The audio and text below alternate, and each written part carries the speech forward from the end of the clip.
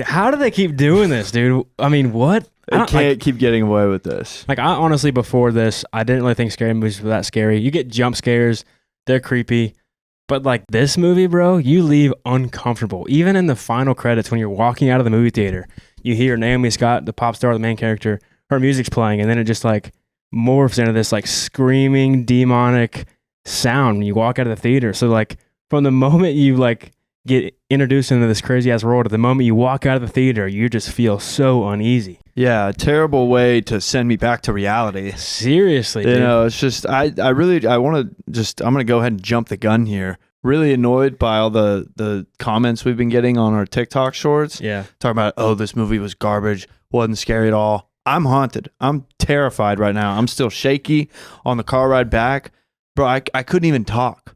Like my words were like getting jumbled up. Because I was just you're still processing. Like, dude, I'm like still like kind of shook up. Are we pussies? I don't think so. I think it's a good movie. Yeah. Good delivery. Concept is terrible. Like, not terrible. Concept is just terribly horrifying. Yeah, just terrifying. You know, yes.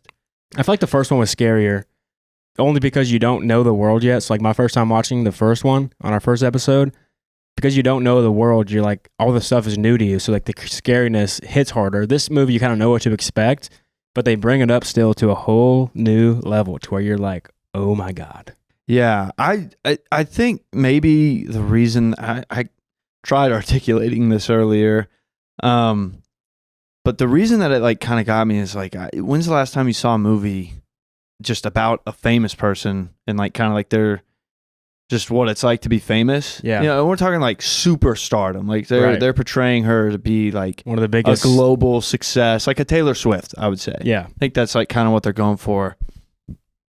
And so you already just kind of have that stress, like, you know, it's a tough lifestyle. Yeah, especially if you already have like a drug problem and all the stress, you're like gonna fall to it. She's already battling one demon. Demon. So they, you know, they already just throw it in there. Like it would just be hard enough to just be a celebrity. But like you said, like a traumatized celebrity that, you know, the show must go on. Yeah. Like really, the show has to go on. She witnessed a person die. Like I think about just that traumatic experience. Anyway, so there's that stress level. Yep. And then there's just the day-to-day being a celebrity.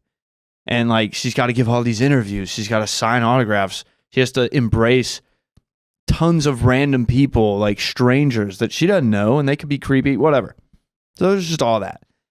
And then on top of that, she has this parasite from the spiritual world. Yeah. That, I mean, it's everything that could possibly go wrong as a celebrity or really just as a person. But a celebrity in this case. Right. Goes wrong. Yes, dude. And I thought they delivered it perfectly. I was like, dude, I kind of already had watching her like getting on stage and like, you know, about to like go perform in front of a lot of people. I guess I got secondhand jitters. Yeah. But then it obviously enhanced because you know it's in her head. Yeah.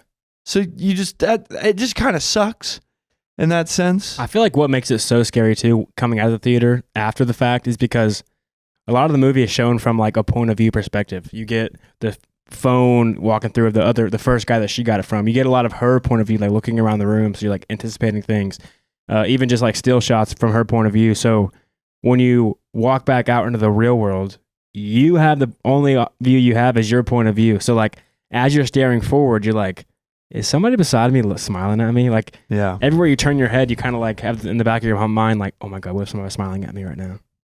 I mean, yeah, like, yeah. That creepy ass music playing at the end, you know, while the credits are rolling, and I gotta go back into the real world. Also, I gotta piss my pants. Yeah. And so then I gotta go to the restroom. This movie is horrifying when it comes to mirror shots.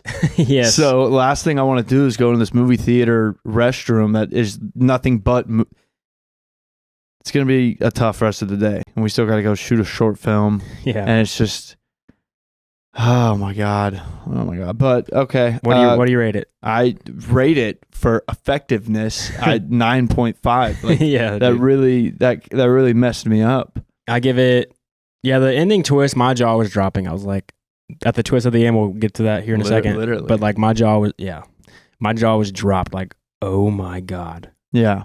this is how they're taking it. So I'm gonna give it I'm gonna go 8. Okay. 8. I think I like the first one better.